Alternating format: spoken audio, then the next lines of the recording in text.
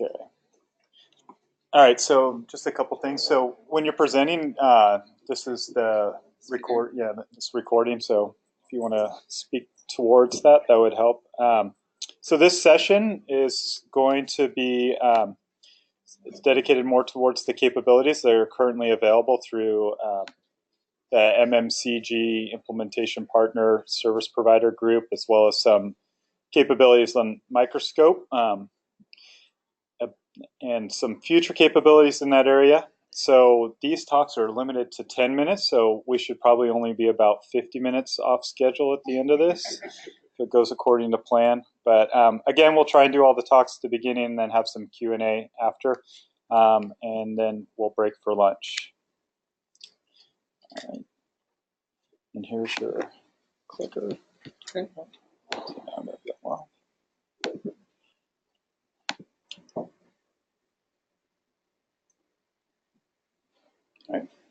Okay, good morning, everyone. My name is Gonzalez-DeWhitt. Sorry, we had a...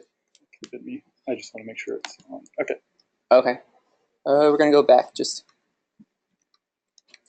Oh, gosh. All right. Okay. You got it? Yep. Okay. And so today I'll be presenting on a commercial off-the-shelf approach, COTS, approach to microgravity protein crystal growth. I do have two disclosures. The more important one being that I'm not being paid to discuss any of the products mentioned in today's presentation. Okay. And so microgravity protein crystal growth has a rich history of hardware development, several examples of which are shown on this slide. And all of these examples represent represent tried and true approaches to protein crystal growth. However, they are not reflective of current mainstream approaches to crystallization on Earth. And so this presents an issue to some experimenters, especially because the process of trying to adapt existing laboratory-based methods to hardware that's overly specialized for a specific application can be quite daunting. And so although I have a list of other limitations to these hardware listed on the slide, my main point is that it's really important for us now, particularly, that we start to address some of these concerns with hardware, especially as we see this resurgence of interest in microgravity protein crystal growth, and as well as people wanting to propose more challenging targets, more than just lysozyme crystals. And so one approach, one way of addressing some of these limitations is through a commercial off-the-shelf approach. And so essentially, here's just a long definition that I took from NASA's Engineering Safety Center. And essentially, it's just applying a commercially available technology to, in our case, microgravity. And so instead of discussing the advantages and disadvantages, I'd like to move along in the interest of time to actually present one example of how this approach can be applied successfully. And this is the In Situ 1 crystallization plate manufactured by Minogen.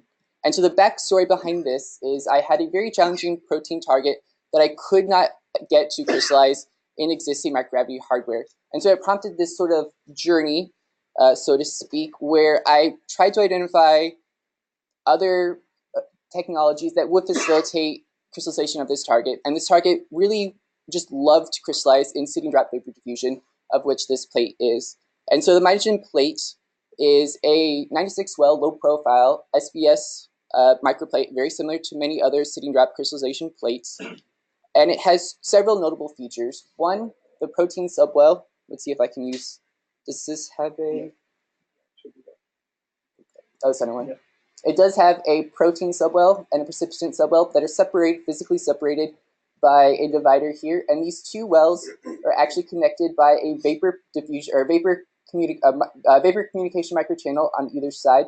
And these channels essentially allow vapor diffusion to occur, but strongly inhibit any fluid exchange.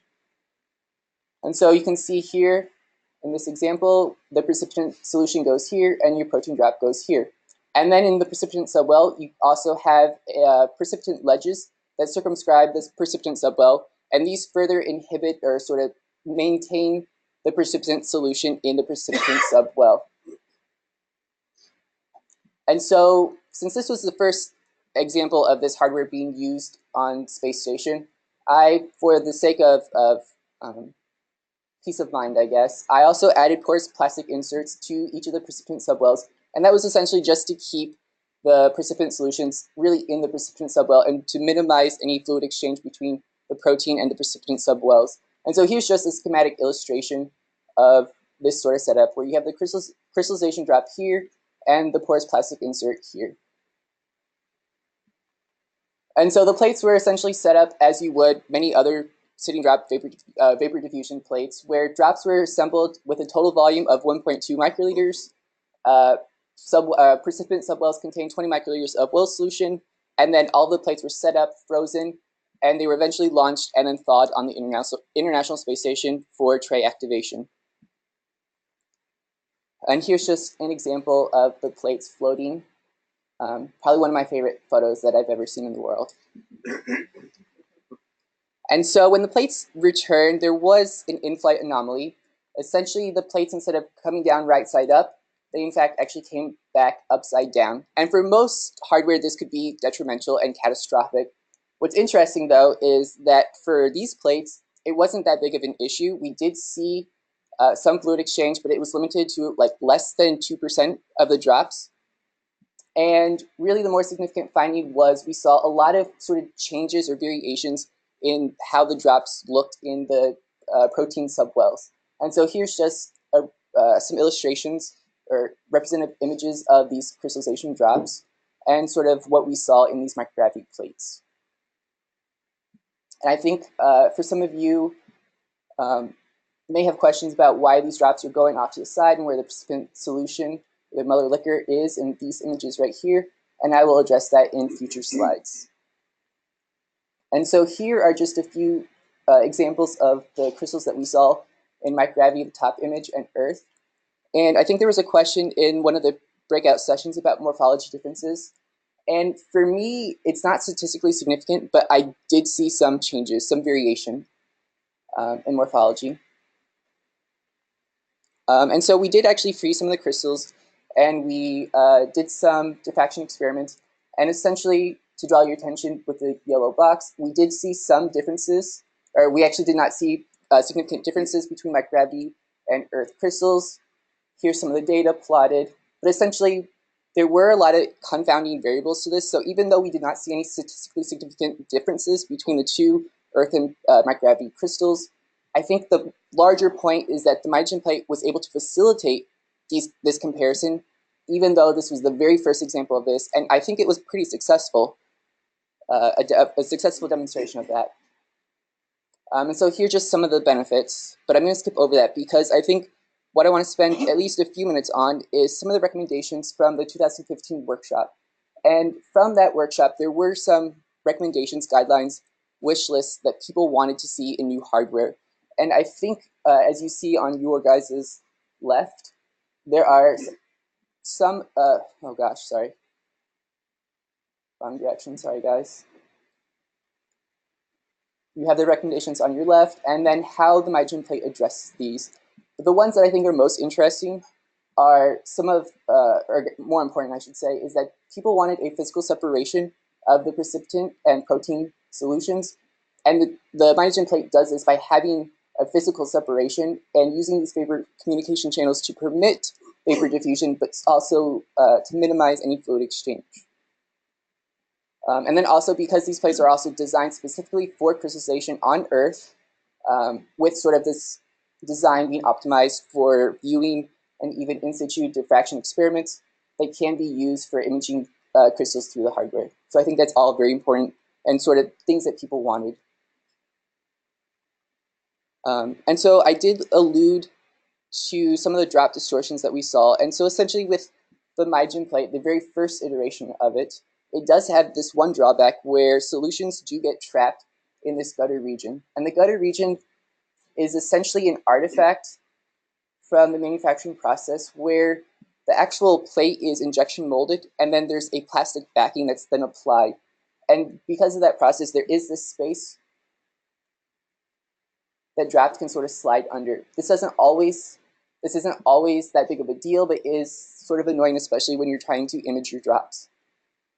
And so in a second generation plate that I've been working with mitogen to sort of develop or sort of promote, it's the modular in situ 1 crystallization plate shown on in this white sort of strip here. It's very similar to the first generation plate.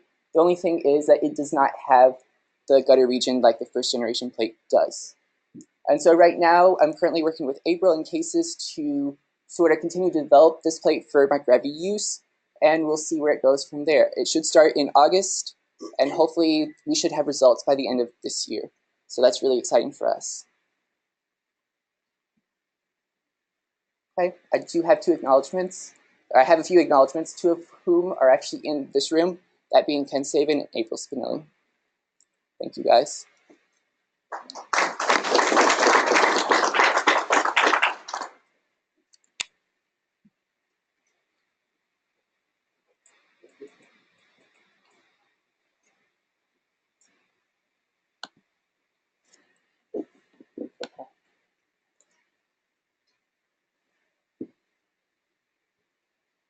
One of this is a laser. Yep, that one's a laser. Yeah.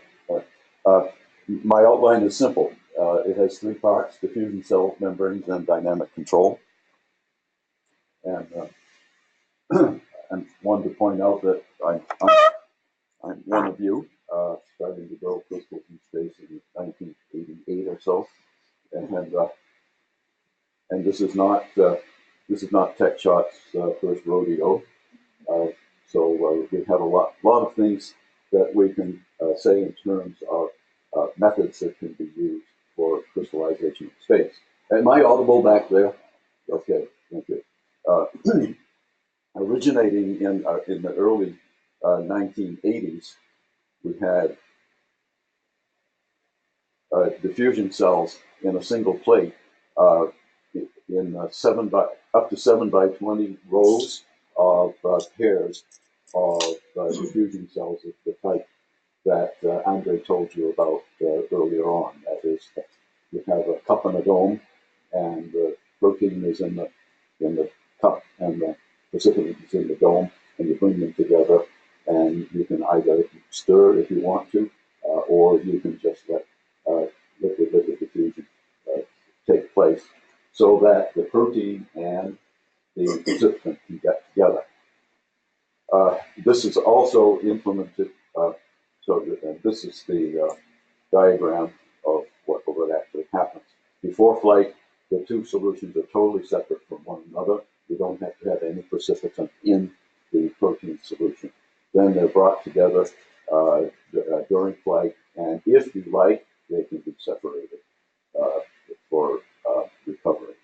A similar device in which the plates rotate, and which Andre told you about a little bit earlier, was flown on STS-97, and a factorial crystal growth experiment was done there with two brands of protein and two methods, namely mixing and diffusion. The hardware facility is called ADSEC. It's an advanced space experiment platform, and it has gone on both the space shuttle and the space station. I've done fairly similar to what Kristofer did in pointing out what some of the recommendations were from the 2015 workshop, which I was not present at, but read the details about. And one of them is calling for the availability of a variety of methods to grow crystals on orbit.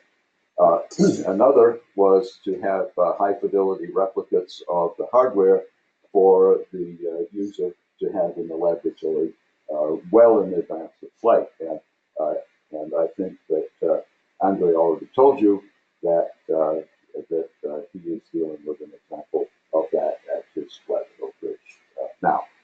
Another is testing with available hardware that allows the PI to evaluate the potential for microgravity. And here again, it's a good idea to have as high fidelity as possible the technology that's going to be used in space. Now, using diffusion cells, one of the things that you do is you take advantage of how you move around the phase diagram for the protein precipitate combination. And typically what happens is the salt diffuses quickly into the protein solution, salt being on the right, protein on the left. And when it does so, it creates conditions for disappearance of the image. And did I do something that... You were just so good, I couldn't handle it. Yeah. So you start with conditions that are favorable for nucleation. And then as time goes by, the conditions are more and more favorable for growth as the protein gets consumed and the salt continues to build up. And you can do factorial experiments this way on the ground and in space. And this is a data set from comparing batch mixing with double diffusion with two different branch protein. That's just, don't read the data, please. And in the hardware that I showed you originally with the 2 sliding blocks and 140, up to 140 experiments per block, very early on we're able to show, as Eddie told you, the narrowing of the rocking curve in lysozyme crystals grown on the ground in space. Now, membranes, that's the second topic. You can use membranes in 2 ways. You can use them for dialysis. We call it dialysis diffusion. You just put 2 different solutions on opposite sides of the membrane and choose a membrane of suitable molecular weight cutoff. And you already heard about that from earlier speakers. And that allows, it's funny that it's, yeah, okay. That allows you to do a number of experiments to find out what the advantages are of starting in certain places on the phase diagram. And the other method that you can use with membranes is called osmotic dewatering. It's essentially hanging drop method without a drop. That is, you use a reverse osmosis membrane, only water passes through the membrane. And the cool thing there is that you can take advantage of more dewatering than you would normally do in the hanging drop method. And in fact, you can even change the precipitant concentration on the opposite side of the membrane and draw out more water as the crystal begins to grow up to some limit on the phase diagram. And the way of implementing that for space is to have a protein drop here above reverse osmosis membrane, and then down here you have your precipitant.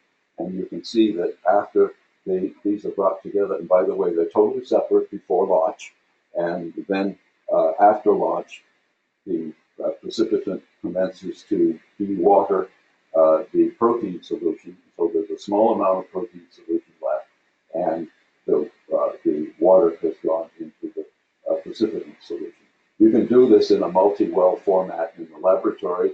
Here's an example of a 24-well plate that was done by my graduate student Ian Lee under guidance by Craig Kundrat, and the crystals that were grown were faithfully replicated by northern Chinese bottle painters.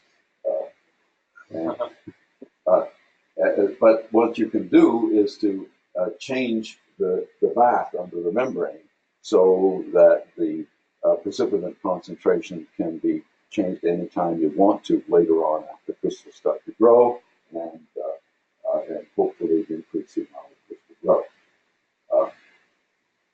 Dynamic control, I've kind of introduced that by saying you can change precipitant concentration when it's in an independent compartment from the protein solution.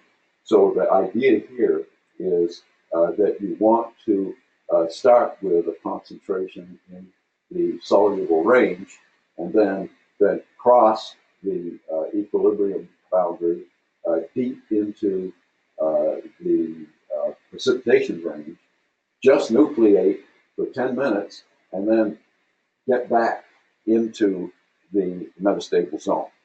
And to do that, you start with diffusion cells. First, only protein, then protein and very high precipitant. Get out of there right away, and then to a lower precipitant concentration that is higher than the precipitant concentration that you started with, but lower than the precipitant concentration with which you nucleated. And so this was done with Unit Segush using rabbit muscle aldolase and lysozyme. And here's the aldolase example. Got an 0.8 of a millimeter crystal by starting at 40% saturation ammonium sulfate, switching to 60%, and then back to 48%. And the dynamic control worked that way. You can also do this with microfluidics, and that way you can control the pumping rate of the precipitant, and you can maneuver around the phase diagram any way that you want to. Since it's microfluidics, it's really ready for implementation in space flight, as is most microfluidics. And finally, dynamic control with imaging. If you look at a microscope while your crystals are growing and you see something you don't like, then you change the concentration of precipitant. And this was implemented at Techshot in a project, NIH project, was called PRIMA. That's for a crystallization microarray. And the idea was to have 4 and ultimately 16 4 microliter wells in which you could monitor crystal growth and use machine vision and image analysis to tell you what was going on and to potentially redial the flow rate of precipitant. Microscopes, which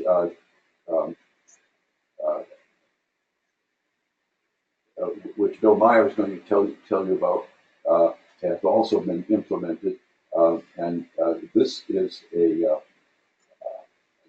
experiment module designed for the LMM, the light microscope module, in which you put 4 protein crystallization chambers and activate them by sliding after the spacecraft achieves orbit, and then scan back and forth among 4 chambers to see how growth is going on. And this is a photograph of the implementation of that. And in terms of microscopy in space, Techshot has the ADSET-2. I alluded to ADSET earlier on. It's a cassette-based system, and we can put the design that you just saw into a cassette, which is about the size of like a small notebook, and it fits into. It can be one of 3 cassettes in a facility. And if you're interested in intermediate G, we have a microscope that goes on the multi-sample variable G platform, MVP, and it accommodates any number of these little, like a dozen on 2 rotating platforms, which can give you a certain G level out here at the radius. And these 2 cameras are part of the arsenal that Bill Meyer talked about. So in conclusion, diffusion cells offer versatility and large numbers that includes the ability to put an insert which will have the membrane techniques in it. And by using membranes, you can do either essentially a diffusion experiment or osmotic dewatering, and you can use dynamic control if you use either microfluidics or membrane or diffusion cell technologies, and you can see the rest of it. And I think I've probably used at least my 10 minutes. Yep. Thank you, Paul. I'm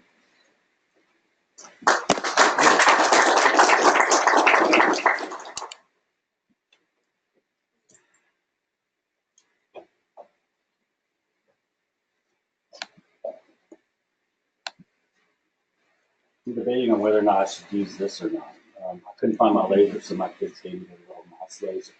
I'm thinking I gotta go with the mouse laser. It's slightly easier than the thing Actually you're pretty good. I couldn't find my laser. It's just that.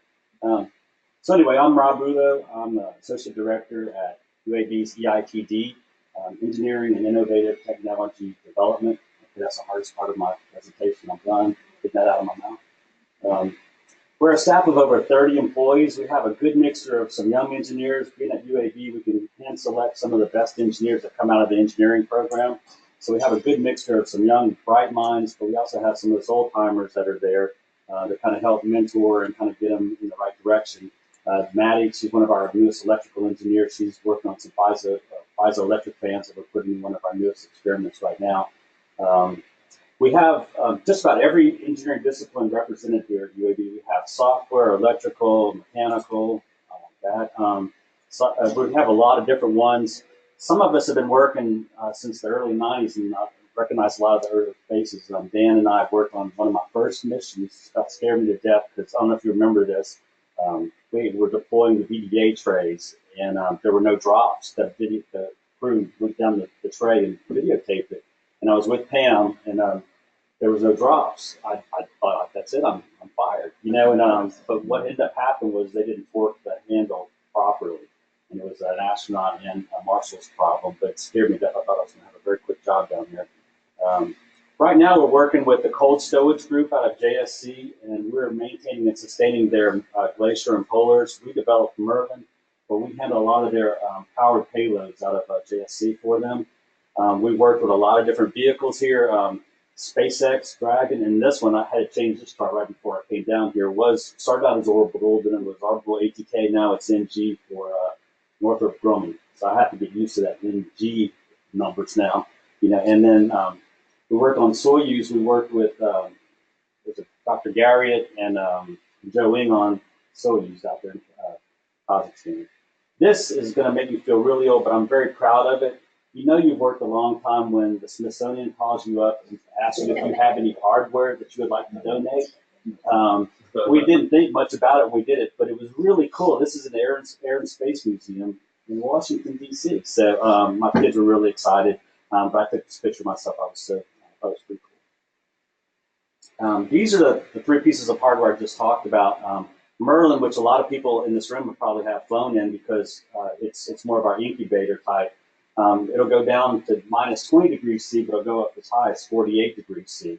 And I'll talk about in a second the PCF bottles. Sometimes they'll launch elevated temperature and lower it for the batch crystallization. Sometimes it'll start out cold and then warm up in space.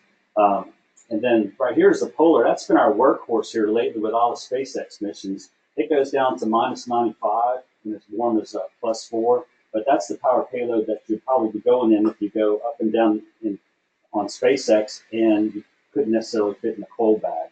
This is a very good reference for anybody in here that's not aware of it. Appendix H, it'll basically tell you what size of the different payloads, or what your payloads can fit into, some of the temperature constraints, other types of things that you'll need to know whenever you're integrating your payload. Some of the stuff that we provide here at UAB is manifest coordination, helping you pick which flight is right for you. Working back from that timeline, how long is it going to take you to ready your stuff, so you're not struggling at the last minute like I heard today. You've got 2 minutes or 2 weeks left before you're purifying your proteins. But we can help you work through that with the payload integration managers down there at JSC. This is always a bear. Flight safety and toxicology, as most people know. You may think that your protein's not toxic, but it depends on the toxicologist and what they assess it as. The HD PCG that we talked about has 3 levels of containment to deal with level 2 tox. And then verification, and just if you're going to fly in minus 95 degree freezer, they want to make sure that if it drops or something happens to that plastic's not going to break if it falls out. So we go through a lot of different verification testing. And then just the coordination with the cold stowage group. I heard talking here just a minute ago too about orientation requirements. These are all very important things that you need to tell your experimenters or the PIs that, hey, we need to make sure that the G vector is in this orientation when it's launching. A lot of these things people will say at the last minute. They know it all along, but they won't say it to the last minute. Then we're scrambling to try to figure out how do we put it in a cold bag or how do we do this. So all this is very important with flight integration, and we have one of the best. If you said you're recording this, can you stop it for a second? No, I'm just kidding. Dan Connor, who works with me and has worked with me for years, is one of the best at making sure all this stuff gets done. He probably knows some of the requirements and stuff better than NASA does. So I'm giving him a props up. You hear that, Danny? But we have a good group of designers too. We can, design it. We can prototype it. Now, a lot of what I was talking about, some of those young engineers coming into our group, they brought 3D printers. This one young kid a few years ago, he said, "Hey, these 3D printers are starting to make, get into it. Let's do this." And I said, "Really? How much is it?" "Oh, it's only $2,000." He's like, "Yeah, okay, let's try it." We use that thing. We wear it out. We've got like 3 of them now, and I'm not sure if everybody else knows, but it's great for prototyping and testing out things. And we have all kinds of neat analysis packages and everything else. But the delivery and launch support, that's, I think, very important too. Like April was talking about, it's really nice when the scientists will maybe freeze the samples at their lab and then ship it to the Kennedy Space Center and stay frozen throughout. This makes our lives a whole lot easier. But there's times when you need to coordinate with the Kennedy Space Flight folks to load down their Kennedy Space Center. You need to make sure your timeline is proper for turnover, those types of things. So all that, we can help out with that. There it is. Okay. And then mission ops and post-flight support, we can help you with your procedure development. But this is one thing that I'm very proud of. We have a remote operations control center there at UAB. We're one of a few places outside of a NASA center that we can actually monitor our payloads, and we can provide that information to the co-investigator or anybody else to let them know what temperatures that they're seeing, help them with the timeline, let them know real time if their activation is coming up or needs to be transferred over because it's in an incubator now that's failing. So all that's right there at UAB, and it's really helpful for us to kind of do that. And we actually get alerts on our cell phones and stuff if there's ever any issues. This is the HHDPCG. We love our acronyms. I actually, when we were talking about this today, it kind of brought back some memories. I can remember when Dr. DeLucas came to me years ago and said, but until then, we'd only had like 80 samples that we'd fly in a single locker. He says, 80 is not enough. I want you to give me 5,000. It's 5,000. I can't do 5,000. So I finally came up with something, and we flew 1,000. Well, working with cases, we realized that that's just really too hard to load that many different wells at one time. So we worked with them. We came up with a little 6-block or 5-block little device here that we talked about a lot today. But it's still those HDPCG blocks that we flew on that early flight, SCS 100. They've proven themselves pretty reliable. We've used them for a long time. You can see your 3 different O-rings. This is a cross-sectional view. You can see how we have all the different exits covered for triple-level containment. But we have 4 different sizes that are available. We have a 5, 10, 20, and a 40, depending on what you want. What do you think the most common? 20, I guess, or what would you say? 20? Yeah, I think that's what we were finding too. Yeah, 20's we go through them a lot. How are you doing on all your supplies, bro? Good. Okay, good. But anyway, it's made of optical grade plastics. It's a Leonore, and we have access where you can look through with a microscope, and you can actually see the crystals or anything else without having to expose the solution on the inside. This is on one of the flights. This one, she's not here, but I have to give a props up to Dr. Marianne Long for some of you guys that worked with her for years. This was her baby, all the different PCFs, and she worked with Paul on a lot of different flights. We started out with this thing with a 500 ml bottle, and that was in the early 1990s. And it slowly evolved into this now, which is a much smaller but 1 ml bottle that we can put more individual experiments into. But early on, it was 4 500 ml bottles, and it was so you had 4 chances. Now you have 35, so it's really helped out. But this has been a mainstay for a very long time, and I actually used your same picture. I think you sent me this picture. And there's Paul Riker. We've talked a lot about him, but he was loading that up at the Kennedy Space Flight Center. Let's see if we can get stuff out. This is something I'm also very excited about. You may have heard, and I brought stickers, by the way. I know everybody loves their stickers, but stickers are on the table.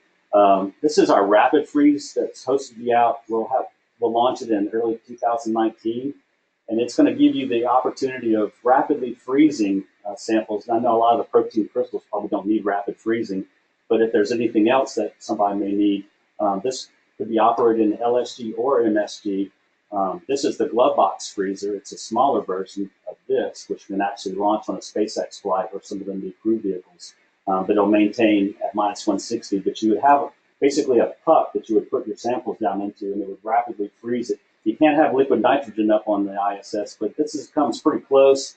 The rate's not quite as fast as liquid nitrogen, but we're using some of the same technology that we use in our glacier and our polars with the the Stirling engines, and so it rapidly freezes it. It's pretty quick. We're about ready to go through our system acceptance review with NASA in about 2 weeks and get this turned over. And then once it's turned over to NASA, then we'll become the custodians of it once again.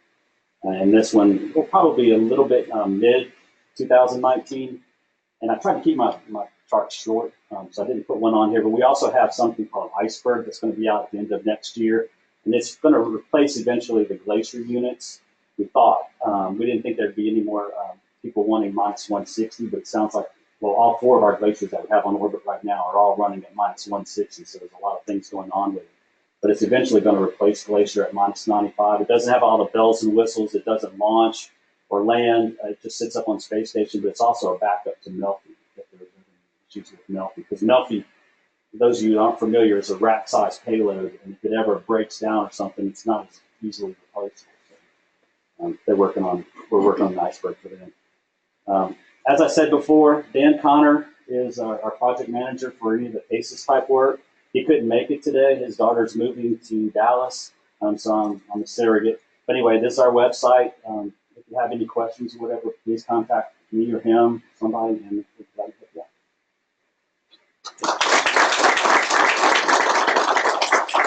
So Dan's not going to be here to present? No, Carter. Oh, no, sorry. I'm here. Yes, Yeah, Dan's. yeah. Sorry, Dan, sorry. Yeah.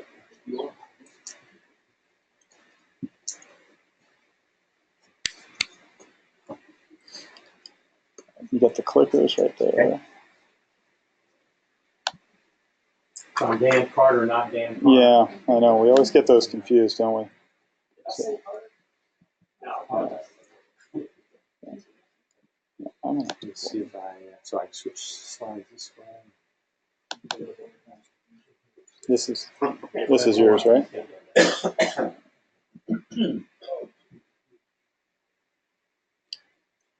Let's see how these are going to show. Well, I'm with New Century Pharmaceuticals, and I've teamed with Caroline Brown for many years and worked with them for over 30 years in development of hardware, primarily from the science side, where Caroline Brown did payload integration, all of the logistics, and various kinds of engineering. So Kim's here with me today from Caroline Brown. I'm going to just quickly go over some hardware that we have currently available, though we're qualified to, perform payload development and engineering services beyond that and anything that's of interest. And I'm gonna have you come over here. Okay. Because it's a PDF. So when you're done on the next slide, you can just slide. Just it do up that. like Okay. Okay. Thanks. So this, Paul was mentioning not our first rodeo kind of thing. This goes way back. This is hardware that was developed and flying in 1995. It's called the PCAM, and basically it was a sort of modification of existing commercially available tray to fly it. So it was a sitting drop pedestal tray, and Alex McPherson might be his original 24-cell tray that was patterned after. I'm trying to remember the name of it. Can't remember now. But the idea was, to make it a sort of very easy for an investigator to come into the program and leave the program. They could quickly get their experiments, something they did in the lab normally. It's kind of like you're flying mitogen plates. This was before 96 well plate and before microcrystals. So you still had to have big crystals then, and these pedestals hold about anywhere from 5 to 80 or 100 microliters. So they've sort of come back around to be a little interest now for neutron. You need more protein because your crystal size is going to be limited to the available protein there. So the advantage also was a disposable interface. So previous types of flight hardware during that time period were usually you had to physically remove the crystals from the hardware, and this way the investigator could just take the tray back to their lab. We could document them in situ, and they wouldn't be disturbed. So it worked very well, and we flew a large group of co-investigators from academics and industry for about 10 years in this hardware. And you can operate it as a handheld or as a facility-based hardware, and here it is with temperature control. And there's 63 experiments in each cylinder, so the total of 383, I think, or 86 experiments in an S-test. So just a little bit about that background. That hardware's here. We have an example of it where you can see through how it works over there. That was a collaboration between myself and a NASA engineer, Tim Dowling, back in 1995. Although I've been with the program, I've been with NASA at the time from 1985, so I go back quite a ways. Another piece of hardware that is a different method, and it's similar to what people have been talking about in capillaries, but DCAM is a diffusion control apparatus, and it was a concept that we came up with to take advantage of the very early microgravity opportunities on the Mir space station in cooperation with the Russian. So for the first time at that time period, we were going to have 3 to 6 month experiment durations, and how do you take advantage of that? And so we quickly came up with a concept that didn't require crew activation or deactivation, and this is a second generation version of that, where you have a counter-diffusion cell and then a housing that provides the containment. So together it's called the, I think they call it the enhanced DCAM. And you can fly it in a facility type arrangement as well, or you can take the cylinders into the glove box, open them up, photographically document them, and potentially even load them in microgravity. But the principles of the operation are two main chambers. This is about 1 3/4 inches tall and 1 inch in diameter. So, we're talking, these are big compared to what you're used to, but it's a different animal. And I'll try to show you that. Why this is interesting is that through, applying fixed law or laws, you can regulate the program, essentially a known equilibration profile between these two. So you can carefully approach supersaturation in a very precise way that's controlled over periods, really up to years. These they don't seem to ever fail. I'll show you an example of that. But you can do dialysis, liquid diffusion control dialysis, which ramps the rate for the dialysis experiment continually. And by varying the fuse, it's the timing is proportional to the length of the fuse. So the square of the fuse length, or this fuse diameter. And also the molecular weight of the diffusing solutes is related to the cube of the molecular weight. So by a variety of variables, you can tune the individual experiment. You can do bulk crystallization, which we've done. These are up to 2 millimeters. You have an optional insert here that can do like 1/2 mil to 2 mil of bulk. And you can do vapor equilibration, or you can do liquid-liquid diffusion in a controlled experiment. This is what happens, when you do a sitting drop vapor equilibration or a hanging drop, small experiment. It equilibrates, roughly in 90% in 24 hours. And so basically your experiment is equilibrated in 48 hours, and you're either hitting the right point for nucleation and growth, or you've missed it. and it's all usually done empirically.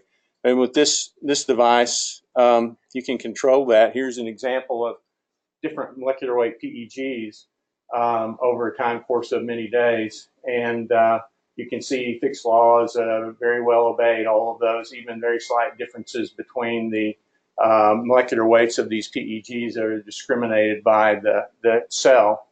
And what we learned was you want to nucleate somewhere around here to grow a single crystals of the desired protein.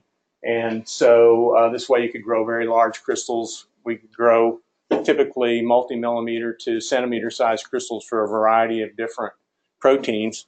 And to give you an example, on the next slide, there's some work of Jerry Bunick at Oak Ridge National Laboratory. And Jerry unfortunately passed away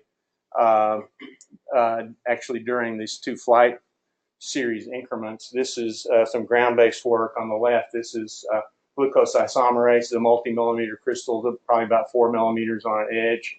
And this particular crystal was grown in the counter-diffusion cell, which is the next generation cell on the ground. That will commission the biology station at Los Alamos neutron beam. And then this was the flight crystal.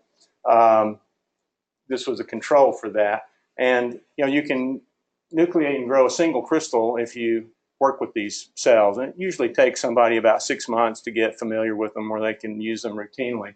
But it also can stabilize these. This particular one was from the mission 11A increment, and that was that crystal is 980 days old in the counter-diffusion cell. So you can, unfortunately, it was no longer useful.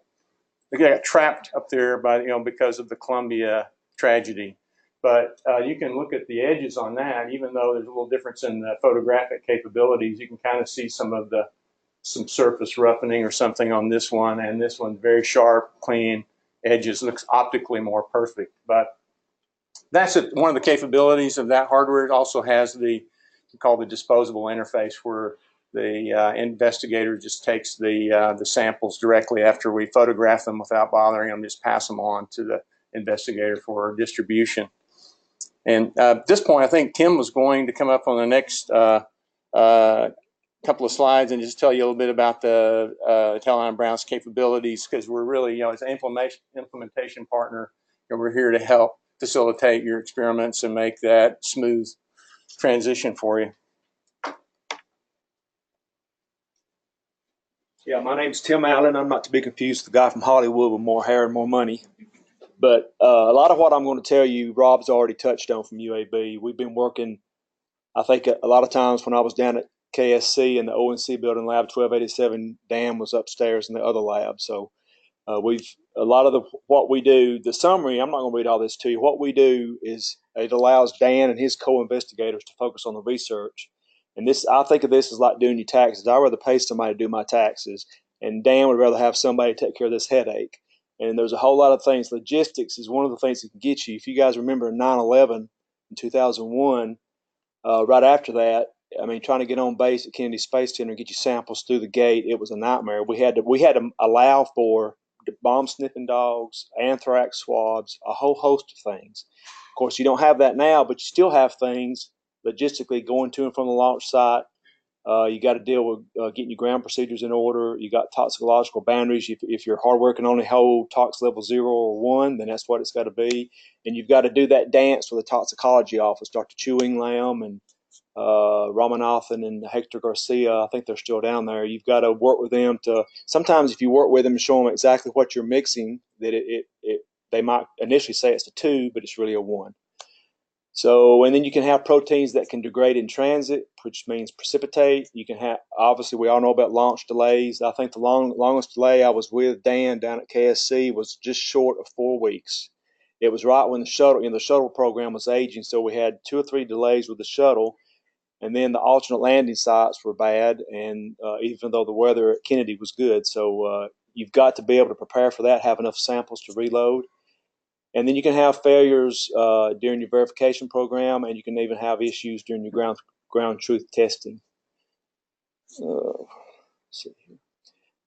So the takeaway here is we just want to, you know, we all know what Cases wants out of the U.S. lab is it's a national asset. We need to make use of it. And so what we want to do, if we're going to do MMCG or PCG research on the ISS, is we want to make it easier for those that want to get their research on orbit. And this is just something, you know, over the years when you do this, you go through this process of integrating the payloads onto the vehicle. There's just a whole host of things that you can, you know, it's just a continuous process improvement. We developed something called a mission characteristics summary and an integration and operations agreement, which when you finally determine what your launch vehicle is, then you back up, you develop your timeline from that point, and there's a whole host of things. When you're going to be transferred over from the vehicle to the U.S. lab, how long it's going to be unpowered if it's a powered experiment. So there's all those things. We take care of those, so again, the PI can focus on his research, his or her research. And I think that's the last chart. And we do have the hardware samples we bought here. We've used to train the crew. Kim Bowersox, Peggy Whitson has held that many times. So it's very simple. You know, sometimes people refer to this hardware as the a pet rock, and it literally is. It's not very complicated. So.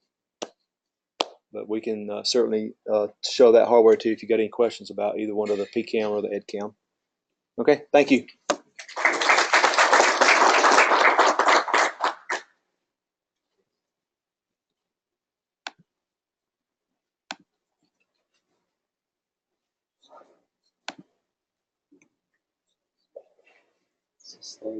Okay. So I'm Bill Meyer, and I'm working with the light microscopy module, or a microgravity microscope. It's took decades to reach this point. We started with light scattering experiments, and we were doing soft condensed matter physics, looking at how colloids self-assemble, self-replicate. That's the goal. Ultimately, we found that in order to interpret what we saw, we really needed to go to the microscopic level. There's this bridge between the macroscopic and the microscopic. And so some of those breakthroughs, like how order comes out of disorder and how monodispersed does the system need to be and all of that, that really is being quantified now with a microscope. And when we built this microscope, they didn't have microscopes that you can remote control from the ground. Now they do, and that's thanks to the NASA engineers that did this and working with Leica and the other companies. So now on Space Station, if you want to do 3D imaging, the big problem is not that you don't have the tools, it's just there's a backlog for using it.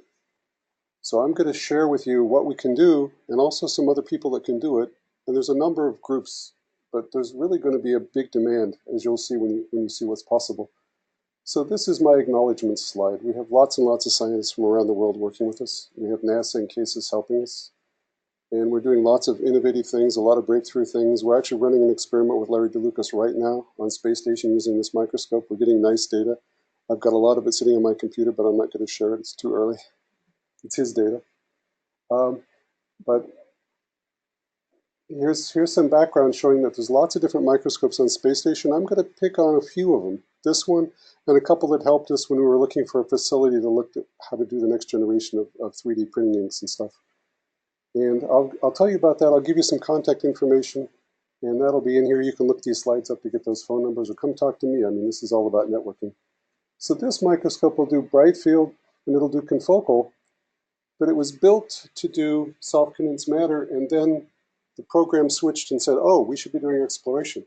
So the first thing we did was CVB, which was a heat pipe. And then we said, oh, now there's a lot of really neat science we can be doing. So we went back, and now we're doing a really bang-up job on science, but we have a lot of hooks and scars for capabilities that were never implemented. So this is a very high-end microscope, but there's additional capabilities that would be very easy to implement. This is just to show you the utilization, and I'm going to actually show you a chart on the next page, just to show you not only does it do colloids, which is what it was started for, but I'm very happy to say we're doing a lot of work with biophysics. I mean, Larry DeLucas, Peter Vekalov, Eddie Snell. Eddie's flying in a couple of months, and he told you about his experiments. We're even doing some CVB stuff, which is really nice stuff that'll be exploration. And a lot of this stuff will actually link back to exploration. We're doing plants and proteins. Anyway, There's a lot of capabilities, but what you can see is a very busy schedule. Up until the end of the fiscal year 2019, when it gets pulled out because it's using a rack that some other experiment wants to use. And then 6 months later, there's another very high-end microscope that H&E is going to offer, and I'll show you some of their slides. And Techshot has capabilities. There's a lot of capabilities, but the reality is we really need more microscopes. We have a lot of stuff we can do.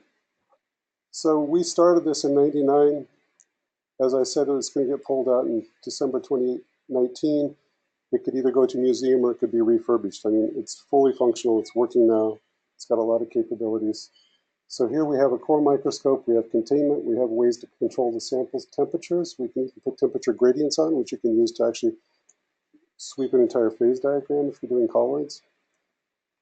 Here's an XY stage. Here's 3D confocal, which is now fully functional. We're getting some beautiful images of 3D crystals that we've never seen on Earth. We used to see 2D crystals. Well, if you call those crystals. Here's some capabilities that have hooks and scars. We actually had a prototype made for doing laser tweezers. If you want to introduce defects or bring things together, you can bring like 30 spots in. Multicolor sources exist that would plug right into this. JAXA has one, but they say we need to control it from Japan. But you could buy that, clone it, and just plug it in. Transillumination would be nice. That didn't happen when we were meeting schedule and budget because we needed epi-illumination for confocal and we had to choose. Our choice was, do we want everything to work at 80% or a few things to work at 100%, and we chose the latter.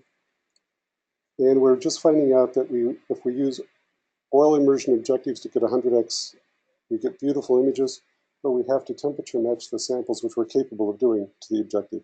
Otherwise, we see Surrey diffusions push the samples away. There's better ways to do that, but that would have to be later an add-on.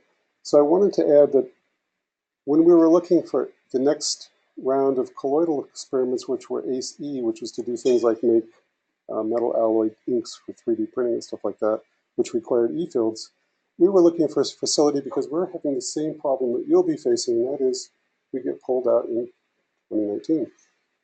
So the three groups that came forward with possibilities were these, and so I'm going to take the latter two, which are non-NASA, and I'm going to share a few of their slides so you can see what's possible. You saw what Techshot does, and what's really fascinating about this, oh my,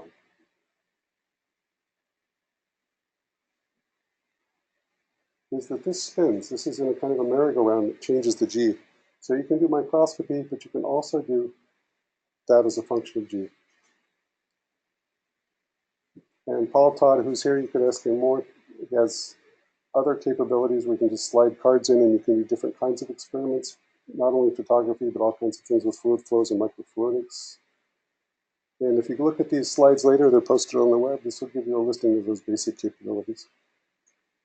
H-Nu is here, and they're going to build a high-end replacement microscope, which will probably go with, if all works well, 6 months after ours gets pulled. And they too will be overbooked, and they too will have a backlog of customers. So, but they have some very interesting capabilities. They'll have, as you can see, bright field, dark field, fluorescent microscopy, stuff that we have, confocal microscopy. But they have some other things too that we don't presently have, like DIC and phase contrast. And they have some nice pictures of what they've done with crystallization. And here's some time lapses, and what I really am excited about is actually being able to show you data. I have a lot of data from our protein crystal people, but it's not mine to share. But they gave me data to share. And I run this movie. So I click here. This is a short movie. But as you see, this is insulin growing, and this is what you can see in the microscope. So with a microscope, you can look at the rates of growth. You can fluorescently tag certain parts, and you can see what if it's dimers or monomers coming in to grow. There's lots and lots of things you can do. You can say, gee, that experiment worked really, really well, but when I got it back to Earth, there was a problem. Was it because of the return to Earth, or was it something that happened in space? Now you have a way of knowing. But I think the takeaway message is the bridge between theory and experiment, between the microscopic and the macroscopic, what we call understanding, can be provided with very high-powered tools that already exist. That's all. All right, and then we have about 15, 20 minutes if all the speakers want to come up. Oh, let me talk to that last slide. All right. The last slide actually drives the point home, and that is we have lots of people that need microscopy, and it's not that we have microscopes competing for business. We have a lot of people that like it, and I could say that this is much like a town in Wales called Hay-on-Wye, a little bitty town that has 30 bookstores, and everybody goes there. And by the way, there's a wonderful bookstore up the street here that has $600,000.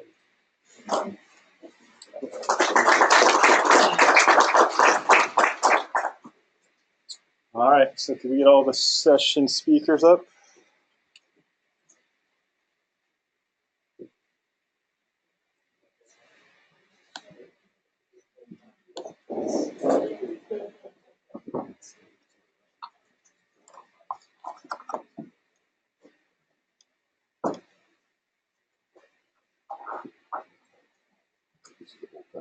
Yeah.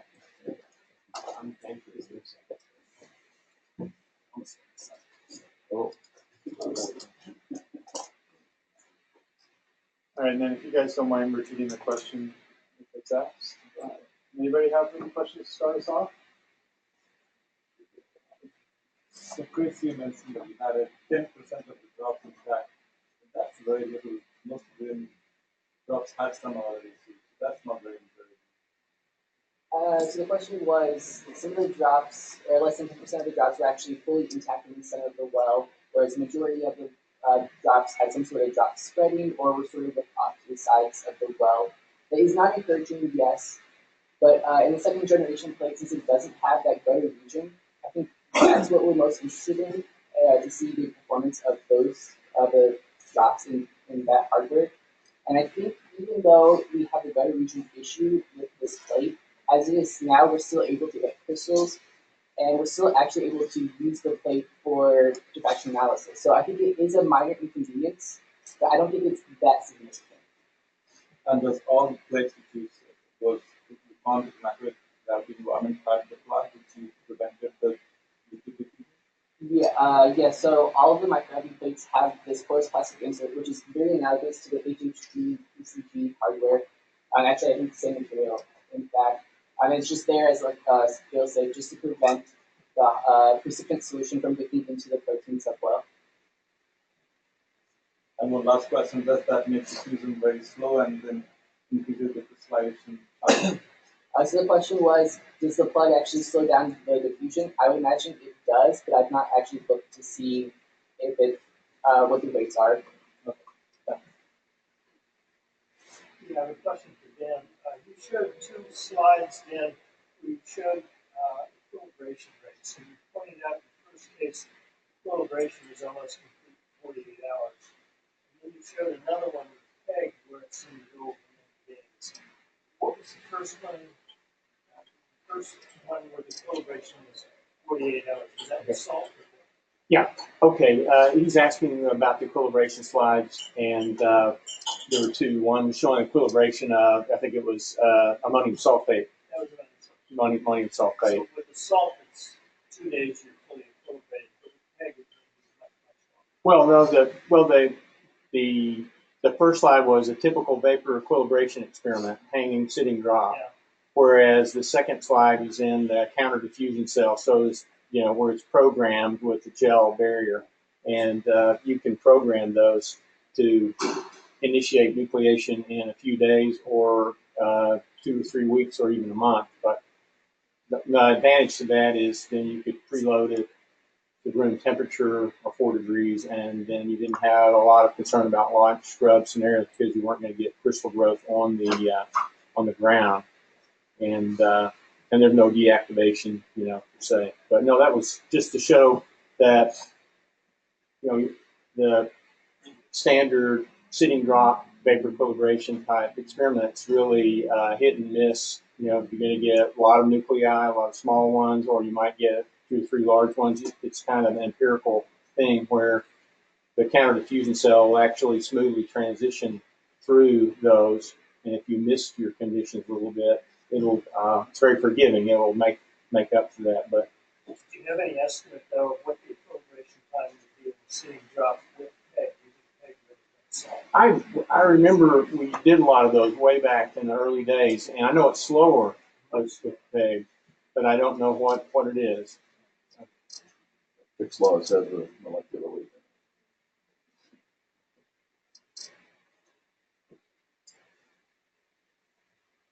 So I have a question. So if I'm a terrestrial user and I have these options to all the different space-based equipment, what's the normal process to go from? How does that process work? What's working to adapt into a different type of hardware setup? So that's to the whole field.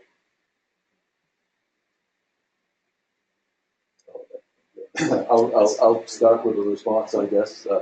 Mark is inquiring about how you make the transition from your laboratory apparatus to the spaceflight apparatus, and how do you make choices among all of the things that the five of us have offered. And my answer over the years has been start by going to what is most familiar to you. So if you've actually been doing the counter-diffusion experiments in the laboratory, then go to the hardware that does counter-diffusion experiments. If you're doing vapor-diffusion, then there are a wide variety of choices. I think each of us has offered something for that purpose. Then the transition from what your normal habit is to what you need to do for a spaceflight experiment needs to be implemented in the laboratory and not on the day before launch. So,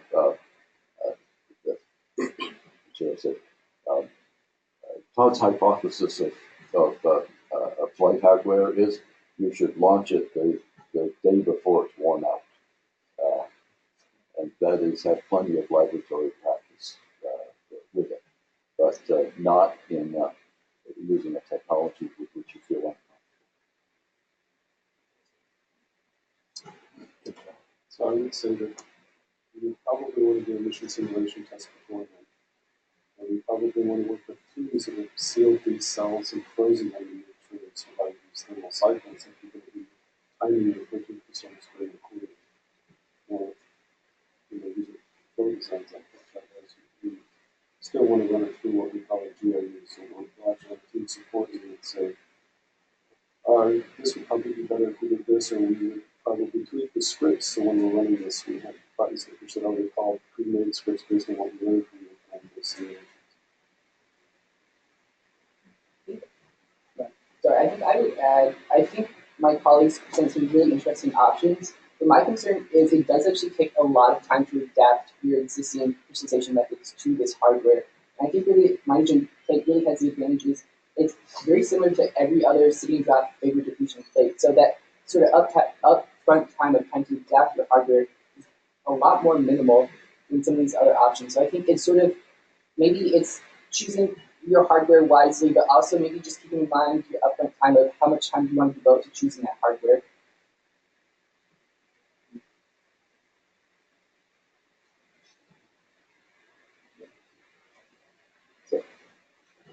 Different type of question. Everybody's worried about temperature control. What we saw with crystal growth was the convections. Do you know anything about how mixing and the heats of mixing, how do things mix in space different from PCAM? Because you put a drop together and put well and protein together, it could mix very rapidly. What happens in space? I know in Techshot they're actually using it on a spinner to get away from more. Well, there's some experiments that Larry DeLucas and with the real-time protein crystal growth project have been doing. I'm not at liberty to probably disclose those, but they are testing those and seeing differences, in setting up trays. I don't know if Craig would like to comment on that. I'm sorry, I wasn't sure. I confess. Well, the question was, are there issues with mixing in microgravity, mixing the two solutions? And I've just mentioned that Larry has some experiments with the real-time protein crystal growth, and I wasn't at liberty to disclose those results, but I thought I might, if you wanted to comment on that. I'm sure we're here to comment on it, but at a high level, let's speak I think the head solutions were relatively difficult to mix. But I'm inferring, I'm not sure exactly what battery we did. That the other solutions were. This is kind of over 10,000 work per minute, over more to tell you. Those are difficult to mix by heading up and down or mechanically trying to stir it. Everything else is pretty mixed. Which, I'll just make a footnote in my experience back in the day when I did these things. I know for many crystallization systems, there is a difference in the result. Crystallographers have different practices. Some would mix in the initial drops, go up and down multiple times. That's what I did. But I had colleagues that would just do a one-shot injection. And so, in that case, you're doing a little bit of a free interface diffusion experiment. That's more than heading up and down. So, some systems it doesn't matter, others it does. You have to expect variability. In some of those early EDA syringes, we had the drops that would kind of go out and then they kind of separate because they had charges. Yeah. They would kind of go with this. So we were trying to mix them, but they weren't mixing. They go in and out, and then we'd kind of just leave them, and eventually they would touch. And so we cut little swirls in there to get the drop, so then it would spin, and then it kind of mix. And we also had the third barrel that time where we kind of bring the drop out and bring it out a couple times. But we had problems with that early on. One of the things that hasn't really been brought up is the nucleation process. And one of the opportunities you have in space flight is bringing fluids together in such a way that you control the interfaces. And if you do it right, so to speak, you will end up with homogeneous nucleation, which, at least in my opinion, gets you off to a reasonably good start for a better crystal. And this is not something that you can guarantee happening on the ground. And in our experience, it happens under two conditions. One is where fluid A is squirted into fluid B, and there's essentially a temporary diffusion interface where the correct concentrations of all solutes occur for nucleation. The other is a rapid mixing process, like Greg was saying, pump up and down, or to rotate a spinner, and that is viscosity dependent.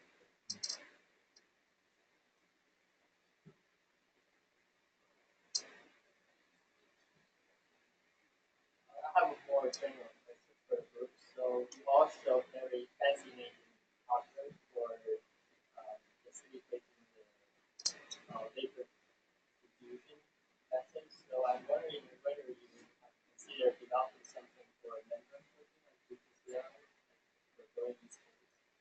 Any hardware toward this?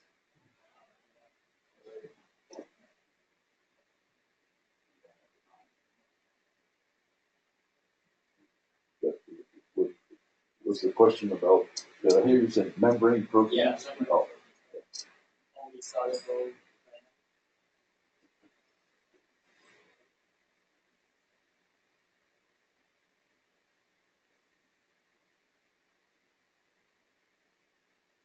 I guess the answer is no, not really. Yeah. I got a question for the case of space. You talk about decommissioning the space station. It's still looking at 2028. It seems like such a waste after all the stuff that I know that we've all been through, kind of building it up, and maybe I put you guys on the spot, but maybe We don't have control of that. Yeah, I think we're going to make the executive decision today, and we'll keep it going. it just seems like we're finally utilizing this stuff. It upsets me that after the heartache that we went through to get all the different express racks up there, and while we were trying to do experiments, and probably didn't get the experiments that and the conclusions that we wanted because of them building it. When we finally have it, we can So, the unsolicited question, the Assoc guy will say that the president's budget request, which is came out this year. It's a request to Congress, so it's not a done deal. Congress is the one that makes the final decision. But the language is not to decommission in the construction of a coral reef somewhere in the Pacific in 2025 or later. Rather, it's to indirect government funding. The notion is to transition in a way that is far from specified from a government-run operation to more commercial operation in 2025. It is true that the design life of many of the modules, the oldest modules, goes to 2028. So it's readily conceivable that the ISS will operate as is up until 2028. But some of those modules have another decade-long war of lifetime attachment. So in this transition that the administration wants to do, and Congress is also in favor of the general idea that get NASA out of the business of doing all this and turned over more to commercial. There are a lot of different possibilities for the future of ISS. They include, this is not an exhaustive list, adding modules to the current ISS that are commercial and expanding the amount of research capability. Because ISS is bumping up against several limiting factors. So the demand is there. That's one possibility. Another is parts of the ISS, the newer modules, could be capped off at some point. Could be part of the new station, that separate propulsion system, orbit, etc. So there are a lot of things in between. But I would say the prospects of having a facility available in 2028 and 2029 are very good, according to current policy. Sometimes the wording is kind of subtle and the message is easily, most people do interpret it just as you do, that there'll be a deorbit in the space station. And I think there's some that's widely held, you don't want to do that. Things are one thing. That's good to hear. Yeah, I think that'll be a part of when I do my presentation on the RFP of what our goals are. And I think for the breakout sessions we have, part of what we're looking for from the community is what a next generation space station or a commercial space station would look like. What are the capabilities that we could tell those people that are thinking about the commercial space station?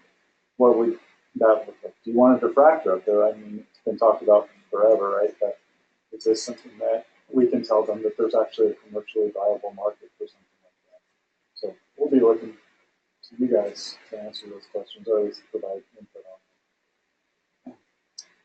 But I don't know if Anne, I want to put her on the spot or not, but I don't know. Asking about membrane protein work, obviously that's one of the largest classes of drug targets, and I think that I think we would like to know, if that's what the community is interested in, and I think that the group as a whole can adapt or either take commercially available type equipment or maybe modify it as needed. I would say that you guys probably aren't limited in that. It's just maybe what are the right ways to conduct those experiments. And I know that you guys have capabilities to facilitate that, and so maybe it's worth talking to the commercial providers that are doing it now and seeing what the adoption looks like. Anyway, I won't put you on the spot. That's fine.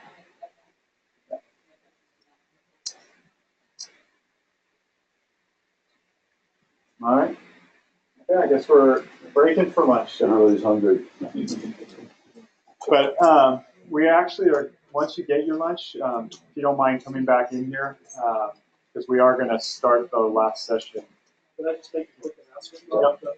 Anyone that's heading up to the ACA after this meeting, New York State has gone to electronic toll roads now. So you can't actually pay your toll anywhere along the road that goes into Toronto. But you can go online and pay a couple of dollars there, and it saves like a $20 fine later on. So just be aware that part of it is a toll road if you take the route to Toronto. Chris, that ball. Chris, yes. How are you doing? Actually, I wanted to ask you guys two questions. So the next set. Yeah.